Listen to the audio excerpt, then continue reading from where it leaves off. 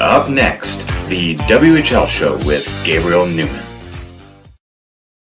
Welcome back to the WHL show. My name is Gabe Neumann, and today we are going to be going over the past week with the WHL. We're going to be talking about points leaders, league standings, and more. So feel free to buckle up and enjoy the episode that we have planned for today. Last week, if you are a Tri-City fan, I'm sure that you would be interested in last week's episode. I had on guests Andrew Fan and Dalen Lipin.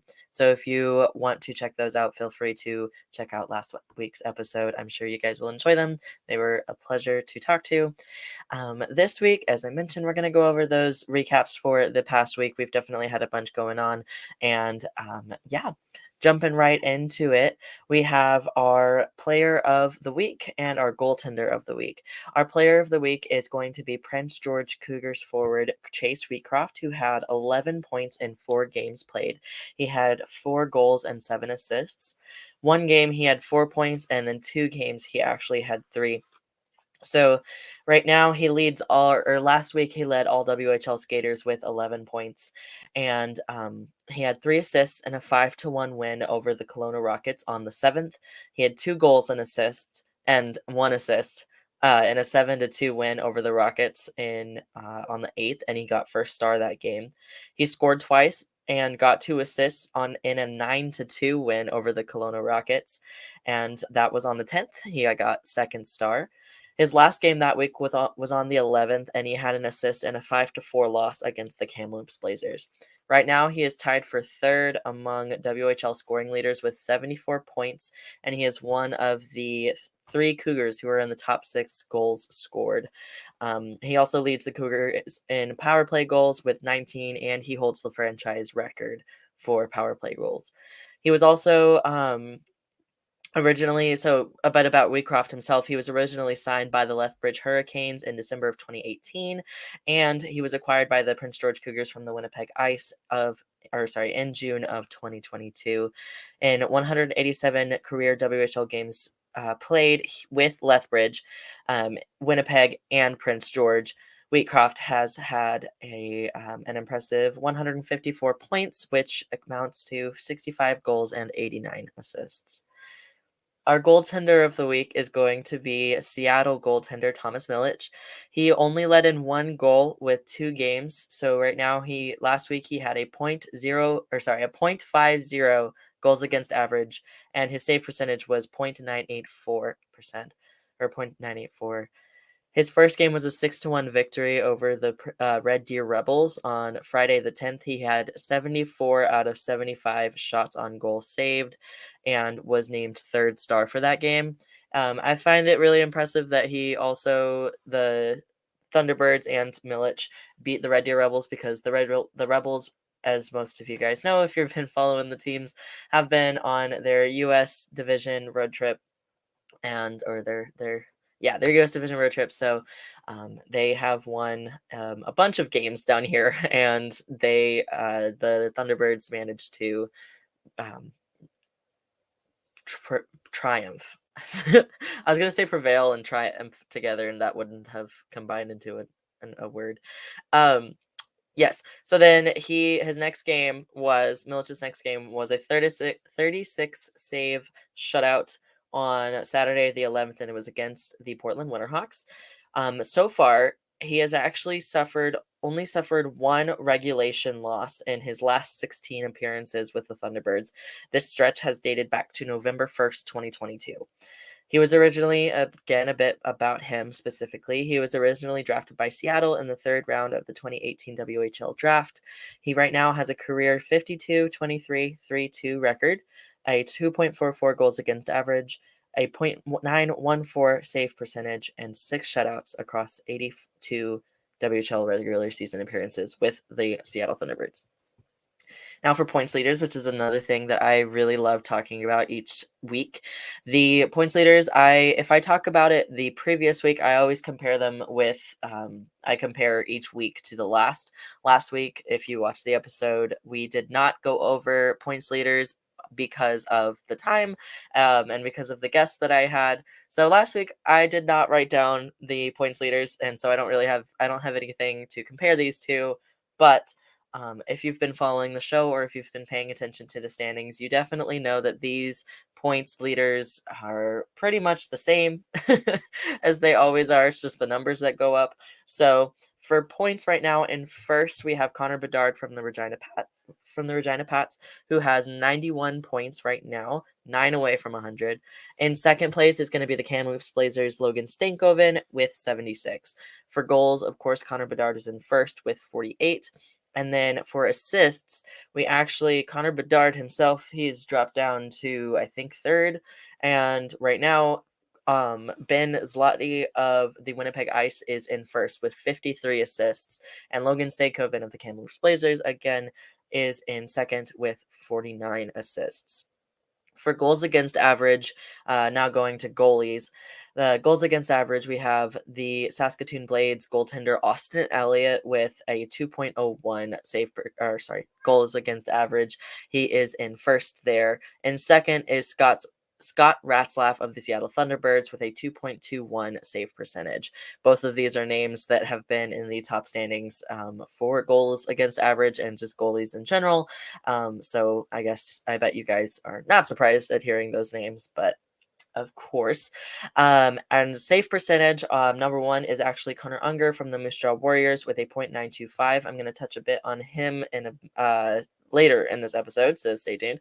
And then number two is another Seattle Thunderbirds goalie, Thomas Milic, who is actually the player of the week this week, like we just discussed, of Seattle with .920 for his save percentage. Standings, for the WHL standings, I usually just go over the CHL top 10, but now that we get closer to playoffs and also just in general, I think it'd be cool if we go over specific standings for the league. And for each, I broke it down into each division and then each conference and then overall. And these are ranked by points. And also I noted which teams have clinched playoffs so far. And then, yeah. So I'm going over the top three. I'm not going to list out the entire, excuse me, rankings for each team because that would be really annoying. So for the East Division, the Winnipeg Ice are in first. They have 81 points. In the second place is going to be the Saskatoon Blades with 72 points, and then in third place are the Moose Jaw Warriors with 69 points. In the Central Division, it's going to be Red Deer Rebels. They're in first with 76 points. In second are the Lethbridge Hurricanes with 62 points. And then in third are going to be the Calgary Hitmen, and they are with 53 points at the moment. In the U.S. division, the Seattle Thunderbirds are in first with 78 points. They have actually clinched playoffs. They were the first team to do so, so congrats to them. They are officially going to be in playoffs this season. And they have 78 points. And then in second place for the U.S. division is the Portland Winterhawks, who have 76 points. They have also clinched playoffs. They were second to clinch the playoffs, the position for playoffs this season. So congrats to them again, or as well. And then third is actually a tie between Everett and Tri-City. They are both sitting at third with 56 points at the moment. They've kind of been going back and forth. Everett's prevailed usually they've been kind of sitting solidly at third or fourth for the league. For the division, but Tri-City recently has been doing really well, and so they're catching up, and they're tied at the moment. For the BC division, we have first is the Kamloops Blazers with 72. They have also clinched playoffs. They are going to be, I think they were the third to clinch playoffs or to make playoffs this season as well. Another congrats to them. So they have 72 points. And then the second team in the BC division are the Prince George Cougars with 52 points. And then the third team are going to be the Vancouver Giants with 46. So out of all of those divisions, I want to hear what you guys are most excited for, which team you guys are most excited for to watch. My favorite team's just biased. So for East, or out of the three that I ranked, so for out of the top three for each one, I'd say for East Division, I really like the Saskatoon Blades. Central Division, between Red Deer, Lethbridge, and Calgary. I don't really pay attention to many of those teams. I'll say Red Deer because they are very fun to watch and they've been doing really well. U.S. division, Portland Winterhawks, and then the BC division, probably honestly, the Prince George Cougars. They're a lot of fun to watch, and they're always kind of they're gritty. I like watching their games, even if no matter the outcome at the end of them. So, let me know which teams you guys are rooting for, and also maybe if they aren't even in the top of the rankings, let me know which teams you guys are rooting for. I do always like to hear about that. For the for the conferences now specifically, and not just the divisions. Eastern Conference overall, the Winnipeg Ice are in first with 81, the Red Deer Rebels are in second with 76, and then the Saskatoon Blades are in third with 72 points. The Western Conference, the Seattle Thunderbirds are in first with 78, the Portland Winterhawks are in second with 76, and the Kamloops Blazers are in third with 72. So again, let me know which ones of those you guys are rooting for. Out of those 6 teams, I'd say probably for me, probably Portland, and just because Portland and maybe Seattle, just because of U.S. division, and that's where I'm in the U.S., so that's kind of what I gotta root for. And then for overall, we have first right now in the leading the league. So this is not just conferences. This is just overall in the league. Overall, we have Seattle in first with 78 points. Or no, sorry, that was that's not right. That was I was reading Western Conference. Overall, we have Winnipeg Ice in first with 81 points. That makes a lot more sense. Seattle is in second with 78 points, and then Red Deer and Portland are actually tied at the moment with 76 points. And then for those 4 teams who are in the top 3, feel free to let me know who you're rooting for. I would say again, probably Portland or Seattle for me. Honestly, all of these are really, really good teams. They've been all doing really well this year, and I'm very excited to see how playoffs are going to go because they're going to be so exciting for sure. And I'm very excited to see what happens and who make it and who don't and all that fun stuff. So very excited. Now, for CHL Top 10, I do go over this weekly, so this isn't anything new. If you watch the show, you know that I cover this a lot. Right now, we have 5, technically 3. We have 3 WHL teams in the CHL Top 10 this week, and then 2 honorable mentions out of the 3 honorable mentions that they include. So the first is going to be the Winnipeg Ice with a 47-1-0 record. Third is the Seattle Thunderbirds with a 38-9-1-1 record. 7th are the Kamloops Blazers with a 33-10-4-2 record. And then the 2 honorable mentions are the Portland Winterhawks with a 36-11-2-2 record, and then the Red Deer Rebels with a 36-12-1-3 record. So into each of those individually. I'm just going to read this to you guys. The after a perfect 3-0-0 week, they had 22 goals in total. The Winnipeg Ice are now in number 1 for the 11th time this season. A couple notable names who have been doing well this past week are Connor Geeky and Connor McLennan. They have really high-scoring games, as you can tell, with the 22 goals scored. They had an 8-2 win over the Calgary Hitmen and a 7-6 win as well. I think that was also over the Calgary Hitmen. They also had a 7-1 win over the Edmonton Oil Kings. So a lot of goals scored there. The Seattle Thunderbirds are now into the top 3 for the first time since week 16, after a 2-win week. So they won both their games. And a couple notable names for them: Jared Davidson, Niko Majatovic, and Thomas Milic. And then they are now 2 points. The win over the Winterhawks, the shutout that Milic got over the Winterhawks, the 3-0 win, was actually the game that put the Seattle Thunderbirds 2 points ahead of the Winterhawks in the standings, and so they overtook them there for the U.S. division. And now are the most in the WHL's, their 38 wins, are the most in the WHL's Western Conference this season and 3rd most in the WHL. And now, winners of 6 straight games, the Kamloops Blazers are now going up 2 spots after a pair of home wins. They, a couple names for them, notable names for last week were Logan Stankoven and Matthew Semenoff. They had a lot. They had a 5-2 win over Saskatoon and a 5-4 win over the Prince George Cougars. And right now, Logan Stankoven has a 34-game point streak, which is incredible. He has the longest active streak in the CHL right now, which is amazing. Now, for the honorable mentions, the first one is the Portland Winterhawks. So, despite a 1-1-1 week, they still own the third best winning percentage in the WHL. They also got a point over on Tuesday in a shootout loss to the Red Deer Rebels, who again is a very good team. And so the Winterhawks had an incredible comeback that game and very nearly won.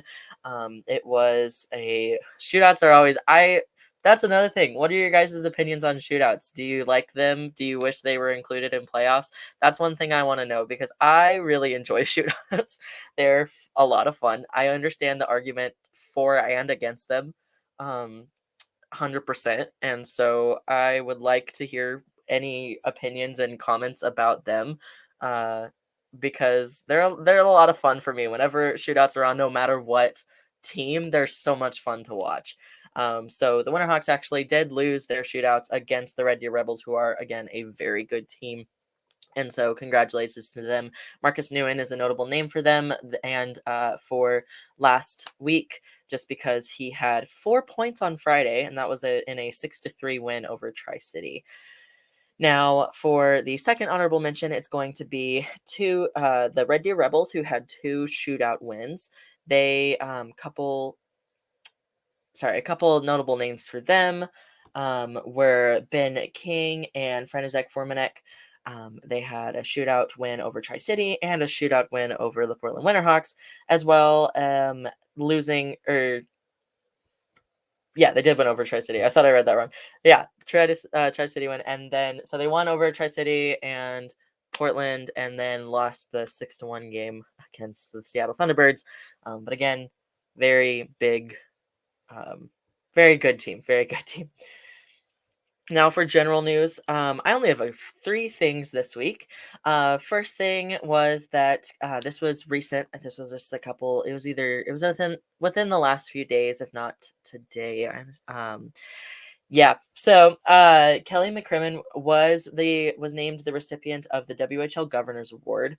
He was the former head coach, the general manager, governor, and owner of the Brandon Wheat Kings. And is also a little bit about the award itself. The WHL Governor's Award is the highest honor the WHL bestows on an individual who has been associated with the Western Hockey League. It is presented annually to an individual who, throughout their outstanding hockey and overall contributions to the game, has impacted on the growth and development of the WHL. So, congratulations to McCrimmon. That is a very high accomplishment, and great job.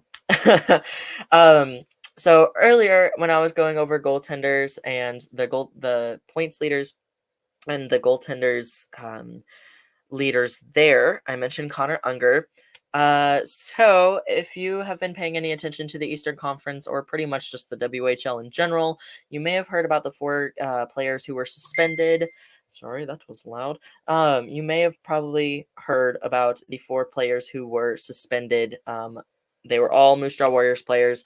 When was it announced? It was a few days ago. They announced that the WHL announced that 4 Moose Jaw Warriors players have been suspended indefinitely, pending an investigation into possible violation of team rules and the WHL standard of conduct policies. Those 4 players were Connor Unger, as I was mentioning earlier, Max Wanner, Lyndon Lakovic, and Mark Howell. So right now, we don't have any more information. The league itself has not released a statement thus far. We have no idea what the actual actions or theoretical violations of team rules and policies were. The rumor mill is flying, though, so if you go online on Facebook, on Twitter, wherever you get your news, I am sure that you will hear a million different things, a million different possibilities. Just take each with a complete grain of salt, because you never know what is legit and what's not, and again, the league has not said anything at all regarding what it could possibly be.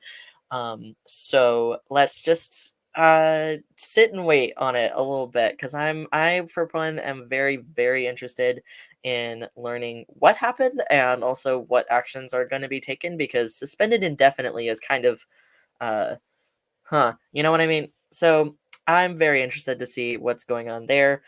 And I think recently the Moose Jaw Warriors, or the Moose Jaw, a spokesman for the police had come out and said that they were looking into it. So if the police are involved, that definitely means that it's something, not just, it's something bad, to say the least. So I'm very, uh, or maybe not bad, it's serious, but probably bad. But the more professional word is probably serious. So, as I was saying, just take everything you hear with a grain of salt. The rumor mill always flies and churns out ridiculous things. Some of them more ridiculous than others. Some of them quite unfortunately plausible. But I do not want to confirm or deny.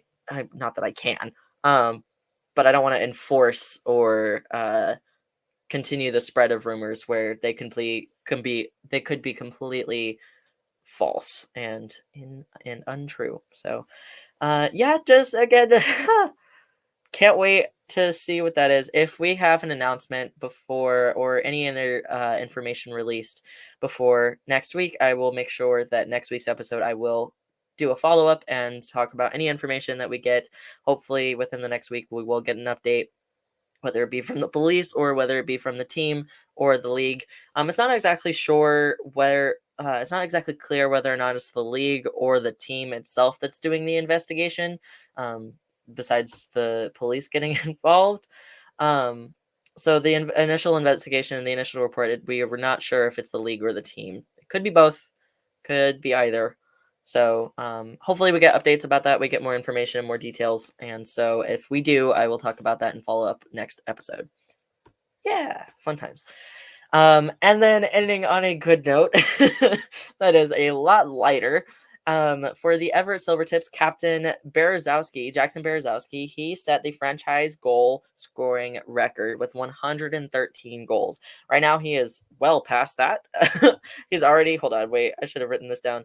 Jackson Berezowski, how many goals does he have at the very moment? He's an overager this year and is the captain. He has finally passed the goal or the point the franchise record.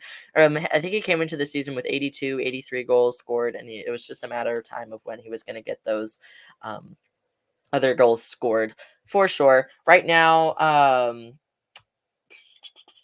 I did not even look up the right thing. It's okay. So yeah, awesome. Congrats to him because that is incredible. He is amazing, and as you can tell, scoring a ton of goals and just absolutely killing it. He has, it's gonna bug me, so I'm gonna look up how many goals he has right now because I'm gonna I have to find out. I have to find out. Um, there we go, 117. Since breaking that goal, he is now up, or breaking that record, he is now up to 117, and 96 of those, 96 assists, and he is four away from getting 100 assists. I think only 10 other Silvertips players have gotten 100 assists in their careers, so he would be the 11th if I'm remembering that fact correctly. So congrats to him. Best of luck. We know it's going to get here. That record, that 100 assists mark, it's going to get here ASAP. And we also, I'm just excited to see how many goals he scores by the end of the season, because he's played a lot of games. He's played very many, and so I am hoping that within the next 20 or so games that he has left with the team, he scores a bunch. So congratulations to him and also to the team and everything there. So that's awesome. Awesome. So that actually pretty much covers it. That's all that I have for this week. Brief recap over the league as I promised, and so I am very excited that we are getting close to the end of the regular season. The postseason is coming. The playoffs are coming, and those are of course very very very fun. And I have a couple fun episodes planned for when we do hit playoffs. So stay tuned for those. If you guys want to see anybody on the show before we hit the end of the season and the end of the postseason as well, any regular season teams that you that you want to see on the show, feel free to message me. Feel free to make a request. Follow me on Twitter, and also so you don't miss any upcoming updates about the show or any news about the WHL, because I tweet about the league quite a lot. So if you are a WHL fan like me, I definitely would say find me on Twitter. My username is always on the screen there, so feel free to message me there. I am very excited to talk next week about just a general recap and also anything that's hopefully the update on the situation that I was talking about earlier with the Moose Jaw Warriors and the 4 players there. Um, so yeah, fun times. But yeah, have a great rest of your week. Follow me on Twitter for any updates and also for any requests that you guys might have to see on the show. If you want to see me talk about anything in particular rather than to anybody in particular, also feel free to let me know. This show is for you guys, and I want to know what you want to see. So, thank you so much for watching. Tune in next week at 7 p.m. PST as always, and I hope you guys have a great rest of your